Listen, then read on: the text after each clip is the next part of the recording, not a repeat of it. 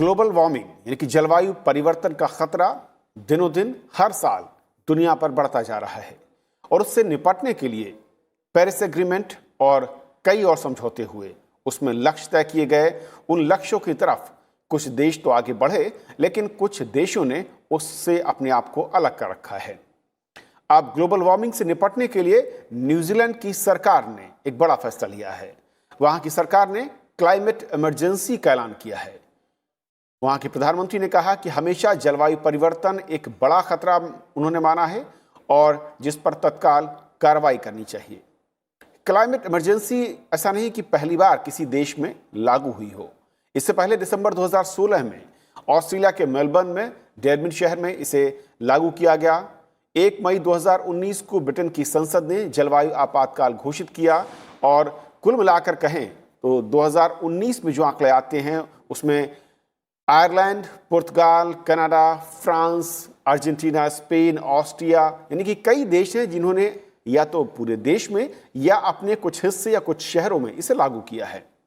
और अब तक बताया जाता है कि करीब 1200 से ज़्यादा या तो स्थानीय शहर, वहाँ के सिस्टम या सरकारें या फिर ओवरऑल देश के तौर पर लोगों ने इसे अपनाया है।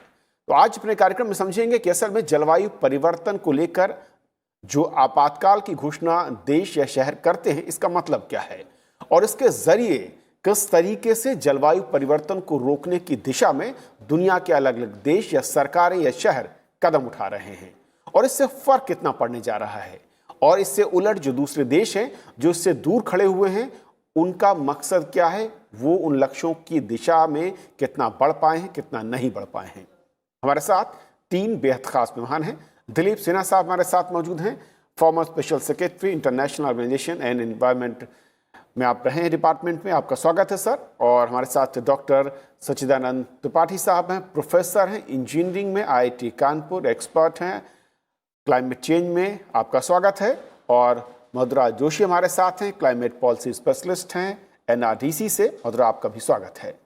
शुरुआत में दिलीप सर आपसे करना चाहूँगा कि जब हम सुनते हैं या चर्चा करते हैं कि जिस तरीके से अलग अलग देश या फिर वहाँ की सरकारें या कुछ शहर या कुछ पॉकेट्स में जब क्लाइमेट इमरजेंसी की घोषणा होती है, इसका मतलब क्या है और इसका मकसद क्या है? देखिए, पिछले कुछ वर्षों में क्लाइमेट चेंज, जलवायु परिवर्तन के कारण जो उसका जो प्रभाव विश्व पर पड़ने वाला है वो स्पष्ट हो रहा है। एक और जो समुद्री इलाके हैं वहां पर तूफान का, साइक्लोन का जो मात्रा है वो बढ़ गई है। अभी आपने देखा होगा तमिलनाडु में एक साइक्लोन आया, उसके सप्ताह भर के अंदर अंदर दूसरा साइक्लोन आ गया। पैसिफिक ओशन में इसी प्रकार, अमेरिका में गल्फ ऑफ मेक्सिको में इसी प्रकार साइक्लोन की जो संख्या है वो बढ़ रही है। इसके अलावा ऑस्ट्रेलिया और कैलिफोर्निया में जो फॉरेस्ट फायर्स हुए हैं उनकी मात्रा, उनका प्रादुर्भाव बढ़ रहा है। तो ये दुनिया को अब स्पष्ट हो रहा है कि जो बातें वैज्ञानिक पहले कहा करते थे वो वास्तव में सच था और अब वो सच सामने आ रहा है। तो इससे एक बड़ी बात ये हुई कि कुछ देश इससे सतर्क हो गए हैं और कुछ देश में ऐसी संस्थाएं भी हैं जो अब दबाव डाल रही हैं सरकारों के ऊपर कि वो कुछ काम करें। क्योंकि क्लाइमेट चेंज का जो नेगोशिएशन शुरू हुआ था वो 1990 के दशक में हुआ था शुरू, और उसके पीछे अधिकतर यूरोप में जो थिंक टैंक्स थे उनका दबाव था। आगे चल कर के चीन और अमेरिका के कारण इसमें ढिलाई आ गई थी और इसी ढिलाई के कारण जो जितनी कार्रवाई होनी चाहिए थी पिछले 2 दशकों में वो दुनिया में नहीं हो पाई। इसलिए अच्छी बात है कि अब जाकर दोबारा एक जागरूकता आ रही है सभी देशों में, इस पे कुछ कार्रवाई करनी होगी। और ये जो क्लाइमेट इमरजेंसी न्यूजीलैंड ने घोषणा की है और कुछ और देशों ने की है, उससे एक दबाव पड़ता है सबके ऊपर कि हमें इस पर कुछ करना है। त्रिपाठी जी, जिस तरीके से हम देखते हैं, क्योंकि न्यूजीलैंड से पहले भी एक लंबी कतार, एक लाइन है जिन देशों ने या शहरों ने या फिर वहाँ के लोकल बॉडीज ने इस तरीके के कदम उठाए हैं। जो ये कदम है आपातकाल का ऐलान करना, ये सिंबॉलिक कदम है या इसके साथ साथ जो पैरामीटर्स हैं जो कि अचीव करने की बात हुई थी क्लाइमेट चेंज को रोकने के लिए, उसकी तरफ बढ़ने के लिए जो हमने रूल्स उस वक्त तय किए गए थे उनको इम्प्लीमेंट करने का ये फॉर्मूला है या कुछ और? देखिए, मुख्य तौर से ये इमरजेंसी की जो बात है वो इसलिए है कि कैसे आप कार्बन डाइऑक्साइड का एमिशंस कम करें, और जो टेम्परेचर इंक्रीज की बात होने वाली है उसको आप कैसे बेसिकली कंटेन करें। जैसे जो कॉप हुआ, जो पेरिस में सम्मेलन हुआ, उसमें ये कहा गया कि हम 2 डिग्री में या 1.5 में कंट्रोल करेंगे जो ग्लोबल टेम्परेचर राइज है। अब अगर वो कंट्रोल नहीं होता है तो उसके बहुत ही डिवास्टेटिंग इफेक्ट्स होने वाले हैं। इनफैक्ट ऐसे कई बहुत ही अच्छे रिसर्च सामने हैं जिसमें है कि अगर आप 2 डिग्री से ऊपर बढ़ते हैं तो डेंजरस इफेक्ट्स होंगे, अगर आप 3 डिग्री या 3.5 क्रॉस करते हैं तो कैटास्ट्रॉफिक इफेक्ट्स होंगे, और 4.5 क्रॉस करेंगे तो एग्जिस्टेंशियल, अस्तित्व का खतरा होगा।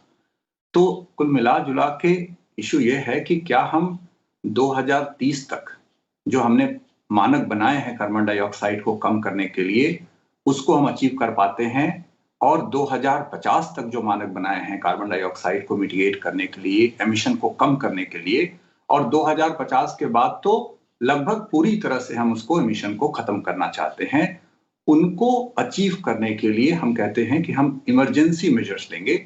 इमरजेंसी मेजर्स ये हैं जो आप क्लीन एनर्जी सोर्सेस की तरफ जाइए, क्लीन ट्रांसपोर्ट की तरफ जाइए, सस्टेनेबल सिटीज की तरफ जाइए, ऐसे सारी चीजें जाइए जिससे कि आप कार्बन डाइऑक्साइड को एमिट ना करें। यही बेसिकली एक इमरजेंसी की जो अवधारणा है वो ये है। मधुरा, अगर हम पॉलिसी के लेवल पर देखें, और उससे पहले मैं समझना चाहूँगा कि जैसे कि न्यूजीलैंड की पीएम ने कहा भी 2025 को लेकर कुछ टारगेट तय किए गए हैं, और मुझे याद पड़ता है कि इससे पहले जब पेरिस समझौता हुआ था और उस वक्त में जो मानक तय किए गए थे और जो कदम उठाने की बात की गई थी, दो सीधे सीधे डिवाइड नजर आता है डेवलप्ड कंट्रियों के बीच में और डेवलपिंग कंट्रियों के बीच में।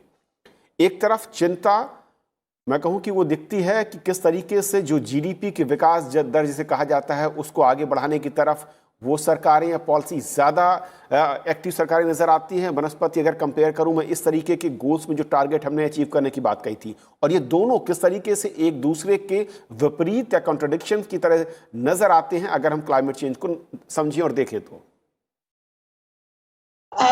ये मैं 2 तरीके से इसका जवाब दूंगी।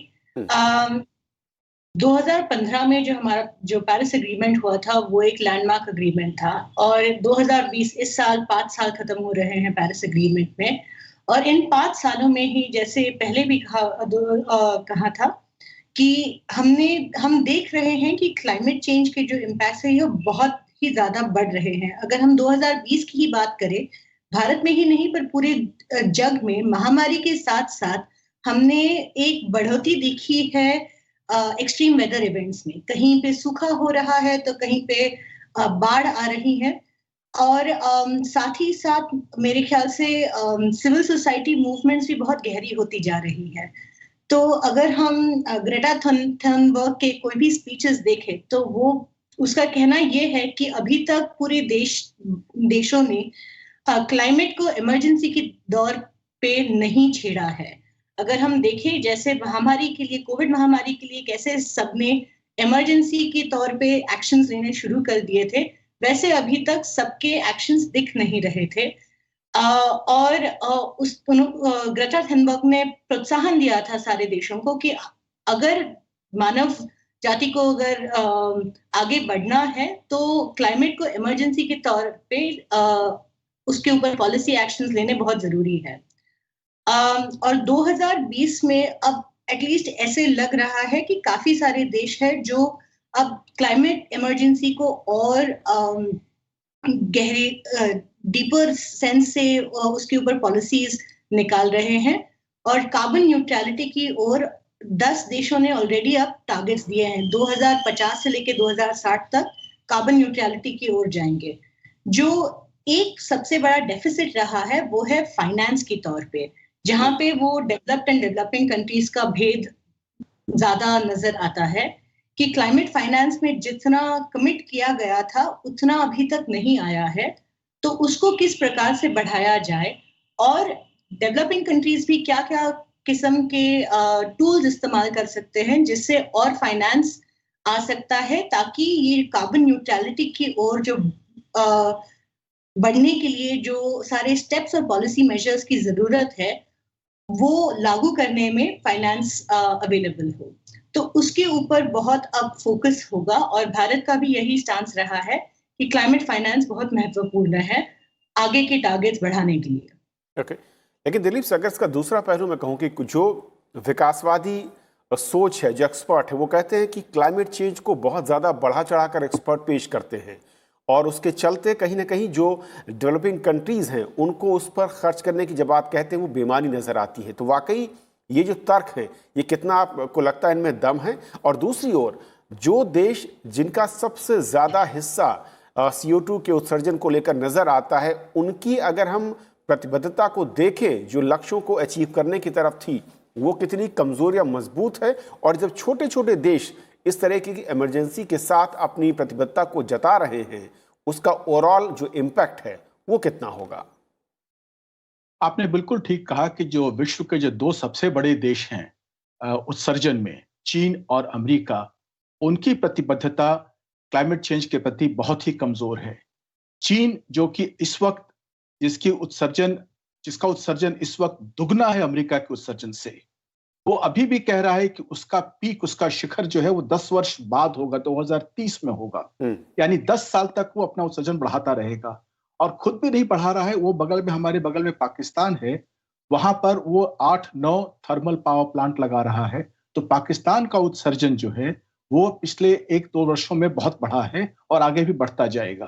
तो चीन की इस कार्रवाई के कारण जो उसकी प्रतिबद्धता है क्लाइमेट चेंज के प्रति, उसका नुकसान सबको उठाना पड़ेगा। लेकिन आपने जो कहा विकास और उत्सर्जन के बीच में जो एक विरोधाभास कुछ लोग बोलते हैं, वो बिल्कुल ही गलत है। क्योंकि अब आज जो स्थिति ये है कि जैसे हम खुद देख रहे हैं, जैसे शहरों में हमारे जो पोल्यूशन हो रहा है, प्रदूषण हो रहा है, उसके कारण जीवन पे असर पड़ रहा है। यदि हम कार्रवाई नहीं करेंगे अभी, तो हमारा स्वास्थ्य खराब होना शुरू हो जाएगा और जो हेल्थ इंपैक्ट होगा इकोनॉमी के ऊपर, वो इतना ज्यादा होगा कि हम जो भी विकास करेंगे वो न्यूट्रलाइज हो जाएगा उससे। इसलिए ये जो विरोधाभास कुछ लोग बोल रहे हैं वो बिल्कुल ही गलत है। ऐसे ही बात डोनाल्ड ट्रंप ने कही थी अमेरिका में, जो अमेरिका के लोगों ने कहा कि अब तुम जाओ, अब किसी और को आने दो। तो ये भारत को समझना होगा कि हमें अपने विकास के लिए ये कार्रवाई करनी होगी और हमें इसमें पहल लेनी होगी कि बाकी देश भी उस पर कार्रवाई करें। अब वो पहले जो बात थी विकासशील और विकसित देशों की, वो सब बातें पुरानी हो चुकी हैं। अब कोई अंतर नहीं रहा है। अब प्रत्येक देश को ये देखना है कि यदि उसको विकास करना है तो उसे क्लाइमेट चेंज की ओर ध्यान देना होगा और क्लाइमेट फ्रेंडली विकास करना होगा, अन्यथा उसका विकास बिल्कुल ही सस्टेनेबल नहीं होगा। मधुरा, क्योंकि जिस तरीके से हम देख रहे हैं जिन कंट्रियों ने अब तक या जिन देशों में कुछ शहरों के जो स्थानीय सरकारें हैं उन्होंने जब इस इमरजेंसी के कदम को अपनाया है, अब सवाल ये कि ये जो कदम है ये उन तमाम देशों को वहाँ की सरकारों पर दबाव डालने के लिए ज़्यादा महत्वपूर्ण है, क्योंकि इससे बहुत बड़ा हिस्सा जो है उनका नहीं है, जैसा कि कहा सिन्हा सर ने। और जब तक कि वो कंट्री है, वो इलाके है, वो देश इस पे जिनका सबसे ज़्यादा हिस्सा है, करीब 60 से 65% जिनका हिस्सा है, अगर वो कदम नहीं बढ़ाते हैं तो इस तरह के कदम क्या फिर व्यर्थ होंगे, बेकार होंगे? और उन्हें अर्थवान बनाने के लिए बाकी दुनिया को जो नहीं कर रहे हैं, जिस इस रास्ते पर नहीं बढ़ना चाहते हैं, उन पर किस तरीके से दबाव पॉलिसी लेवल पर डाल सकते हैं? एक मैं कहूंगी कि जो ये क्लाइमेट इमरजेंसी के जो डिक्लेरेशंस है, इससे एक तो काफी आपका जो लक्ष्य है वो सामने रहता है। तो हर पॉलिसी जो बनेगी वो इसी क्लाइमेट इमरजेंसी के लेंस के द्वारा उसकी तुलना की जाएगी कि क्या ये क्लाइमेट इमरजेंसी को सुलझाने में, कम करने में हमारी मदद करेगा या नहीं। और अगर हम यूएस की भी बात करें, 5 साल जो ट्रंप एडमिनिस्ट्रेशन के थे, उन्होंने अंतरराष्ट्रीय स्तर पे नेशनली कहा था कि उन्होंने पेरिस एग्रीमेंट से विड्रॉ किया है। पर अगर हम उनकी स्टेट लेवल और सिटी लेवल्स की बात करें तो आप देखोगे कि एक्शन काफी सारे स्टेट्स में काफी आगे तक बढ़नी शुरू हो गई है। चाहे नेशनल पॉलिसी जो कुछ भी कहे, अब बेसिकली अक्षय ऊर्जा हो या क्लाइमेट फ्रेंडली जो नियम है, ये करने बहुत जरूरी है खुद की आर्थिक विकास के लिए और भविष्य के आर्थिक विकास के लिए भी। तो ये स्टेट्स भी दबाव डाल रहे थे नेशनल गवर्नमेंट पे और प्रोग्रेसिव एक्शंस लेने के लिए। पर जो डिक्लेरेशंस है, इन डिक्लेरेशंस के द्वारा अलग अलग देशों के द्वारा और अलग अलग स्टेट्स के द्वारा एक इंटेंशन दिखाया जाता है कि हम सीरियसली ले रहे हैं इस प्रॉब्लम को, और जो नहीं ले रहे हैं, जो देश नहीं काम कर रहे हैं इसके ऊपर, उनके ऊपर और दबाव पड़ता है और प्रेशर पड़ता है कि आप अपने एक्शंस को वापस देखिए। त्रिपाठी जी, क्योंकि जब हम बात करते हैं कि क्लाइमेट चेंज को रोकने के लिए जो कदम हैं, उसमें दो बड़ी अड़चनें कही जाती हैं। एक वो कि जो छोटे या गरीब देश हैं, जो कि डेवलपिंग नेशन है, उनके पास उस तरीके की तकनीक या फिर फंड नहीं है कि वो उन अपनी योजनाओं को या अपनी टेक्नोलॉजी को एक साथ चेंज कर पाएं या उनको छोड़कर नई टेक्नोलॉजी, ग्रीन टेक्नोलॉजी की तरफ बढ़ पाएं। लेकिन जो दूसरे ऐसे देश हैं जिनका हिस्सा करीब 50% के आसपास है, उनके पास से कोई दिक्कत नहीं, तो फंड की कमी ही ना टेक्नोलॉजी की। तो सवाल ये है कि फिर रास्ता आगे कैसे मिलेगा? क्या हमें कोई इंटरनेशनल एक और पूल की ज़रूरत है जो कि टेक्नोलॉजी को डिस्ट्रीब्यूट करें, तमाम देशों के साथ साझा करें, और उसके बाद हम उम्मीद करें कि शायद बाकी देश मिलकर खड़े हो पाएंगे, लड़ पाएंगे इसके खिलाफ? या देखिए, 6 या 5 महत्वपूर्ण चीजें हैं जो आपको करना है क्लाइमेट मिटिगेशन के लिए, या जो आपका 1.5C या 2C का टारगेट अगर आपको अचीव करना है, जो कहते हैं कि टिपिंग पॉइंट है। अगर आप वो अचीव नहीं कर पाएंगे तो एक इस बात की पूरी आशंका है कि एक run away green house gas effect होता है जो वीनस जैसे एटमॉस्फेयर्स में, जिसमें है कि वाटर वेपर और गर्म हो जाएगा एटमॉस्फेयर या आपका प्लैनेट, और वाटर वेपर सब एटमॉस्फेयर में चली जाएगी और गर्म होगा, तो वो एक पॉजिटिव फीडबैक और गर्मी लाएगा। उसको अवॉइड करने के लिए जैसे एक है कि जो साइंस आपको बता रहा है कि कुछ शॉर्ट लिव्ड क्लाइमेट पॉल्यूटेंट है, उसको आप कम करिए। दूसरा जो आपने कहा अभी कि ग्लोबल कोलैबोरेशन, इंटरनेशनल कोलैबोरेशन, जिसको बोल रहे हैं ग्लोबल या इंटरनेशनल क्लाइमेट कोलैबोरेशन की जरूरत है, जैसे ये सोलर के क्षेत्र में किया गया। तो ऐसे कोलैबोरेशन जो जैसे इंडिया ने इसमें काफी अचीव किया है, और हमें मालूम है कि जो हमारे टारगेट्स थे कुछ साल बाद के, उनको पहले ही अचीव कर लिया गया। तो इस तरह की जो टेक्नोलॉजीज हैं, जो रिन्यूएबल के केस में सोलर है, और डेवलपिंग कंट्रीज या हम लोग की तरह कंट्रीज ने जो अचीव किया है, उनको डेफिनेटली हम इंटरनेशनल क्लाइमेट कोलैबोरेशन के अंतर्गत दूसरे देशों के साथ साझा कर सकते हैं। दूसरे मार्केट इंस्ट्रूमेंट्स भी ऐसे हैं जो कंट्रीज आप बता रहे हैं जो इतनी रिसोर्सफुल नहीं हैं, वो डेफिनेटली इस तरह की मार्केट इंस्ट्रूमेंट्स इजाद कर सकते हैं, नई तरह के रेगुलेशंस, रेगुलेटरी पॉलिसीज ला सकते हैं, जिसमें टारगेटेड जो हाई एमिशन सोर्सेज हैं उनको वो रेगुलेट कर सकते हैं। तो एक तरफ तो इंडिया जैसे देश जो इनका सक्सेस है, सक्सेस स्टोरीज है सोलर में, वो इन देशों को दे सकते हैं। दूसरी तरफ वो देश ऐसी इंडस्ट्री, फॉर एग्जांपल स्टील है, सीमेंट है, जो huge amount of carbon emit करती है, उनको कंट्रोल कर सकते हैं। अपना जो डर्टी कोल है या दूसरी चीजें हैं जिनसे आपको को बेनिफिट मिल सकता है एयर पोल्यूशन में भी, और by cutting the carbon emission. तो ये जो 2-3 चीजें अगर साथ में की जाएं, तीसरी चीज है कि बहुत से आप इस पे आप रोक लगा सकते हैं अगर आपके पास इफेक्टिव गवर्नेंस है। जैसा पहले कहा कि अमेरिका में नेशनल पॉलिसी अगर कुछ और है, लेकिन स्टेट्स ने अपनी इस तरह की पॉलिसी ली जो ये ध्यान में रख के कर रहे हैं कि हमारे जो रीजनल क्लाइमेट इफेक्ट होंगे उनको हम मिटिगेट करेंगे। अनफॉर्चुनेटली कार्बन एमिशन का बड़ा ग्लोबल इफेक्ट होता है, लेकिन फिर भी आप रीजनल भी अगर आप इस तरह के एक्शंस लेंगे तो ओवरऑल वो जो है उसको कंट्रीब्यूट करेगा। तो 2-3 ये चीजें हैं जिसको करके जो कम रिसोर्सफुल कंट्रीज है वो भी इस दिशा में आगे कदम बढ़ा सकते हैं। दिलीप सर, क्योंकि जब न्यूजीलैंड जैसा देश अगर वो क्लाइमेट इमरजेंसी का अनाउंसमेंट कर देता है और उसे लागू करने के लिए तमाम कदम उठा लेता है, तो दुनिया में कितने फीसदी, मैं कहूँ कि अगर पॉपुलेशन और कंट्री वाइज कहूँ, कितने ऐसे देश हैं जो उस कतार में हैं जिनके पास सिर्फ और सिर्फ क्षमता भी है और मैं कहूँ कि शायद इच्छा शक्ति भी होगी, लेकिन कुछ हिचक है, वो क्या हो सकती है और क्या वो न्यूजीलैंड के रास्ते पर बढ़ सकते हैं? और दूसरा ये कि जिन देशों के पास अभी भी उस लेवल पर जाने की कुव्वत या ताकत नहीं है आर्थिक तौर पर या तकनीक के तौर पर, उनके लिए विकल्प क्या है? जैसा कि आपने कहा, न्यूजीलैंड ने घोषणा की है कि 2025 तक वो कार्बन न्यूट्रलिटी अटेन कर लेगा, यानी जितना उत्सर्जन उसका होगा उतना या उससे अधिक वो सेक्वेस्टर कर लेगा, यानी उसे फॉरेस्ट द्वारा या और तरीकों से उस कार्बन को न्यूट्रलाइज कर देगा।